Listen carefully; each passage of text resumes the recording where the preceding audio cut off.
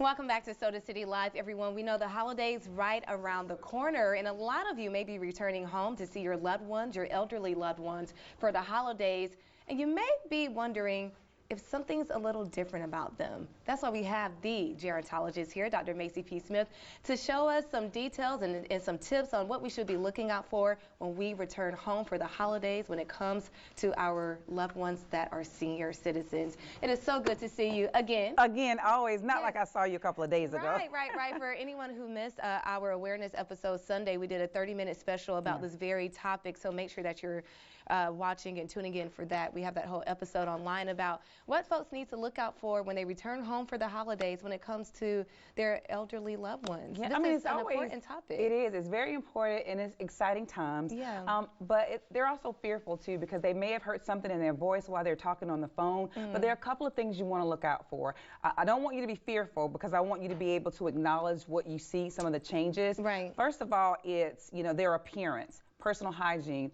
Are they bathing regularly? Are they getting dressed? Are they going out? What does the home look like? Is it clean? Is it tidy?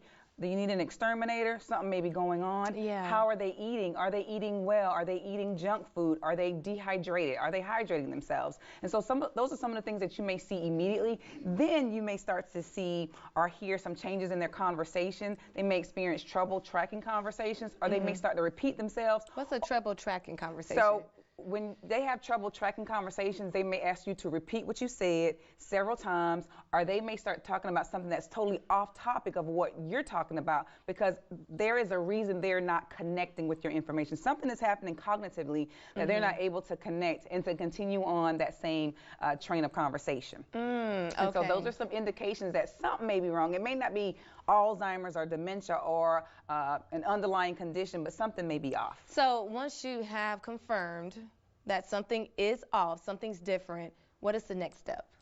The very first thing I tell families to do is talk to other family members who are around often and other relatives and see what they've seen.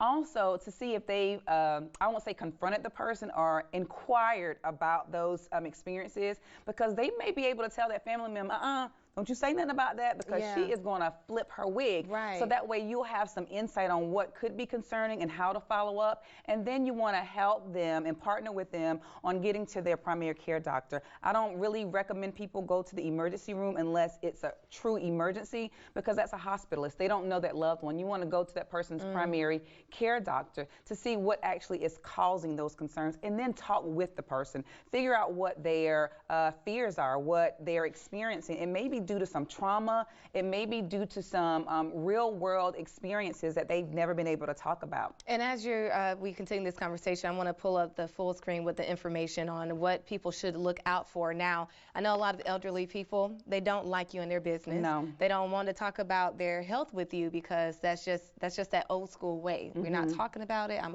okay. Right. Despite. So how do you facilitate that conversation to say, hey, XYZ, I believe something is wrong?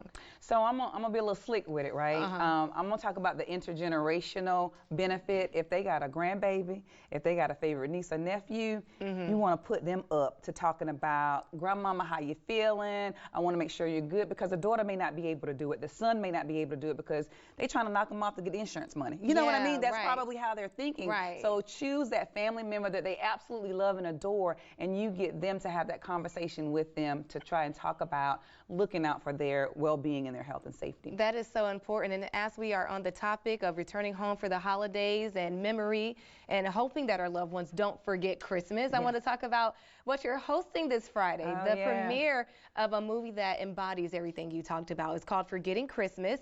The premiere was just in D.C. and now it's happening here in Columbia Friday at the Nickelodeon Theater. Saturday at the Nickelodeon Theater. There we go, at 11 a.m. and 1:30 p.m.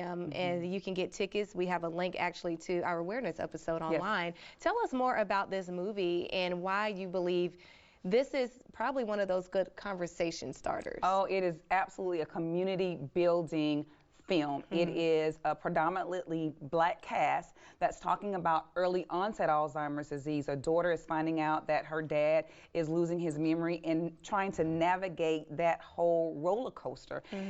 Everybody is going to identify with it. Even if you don't have a loved one in your family that is dealing with dementia or memory loss, You're going to see some family dynamics there with a father, with a sister, with a brother.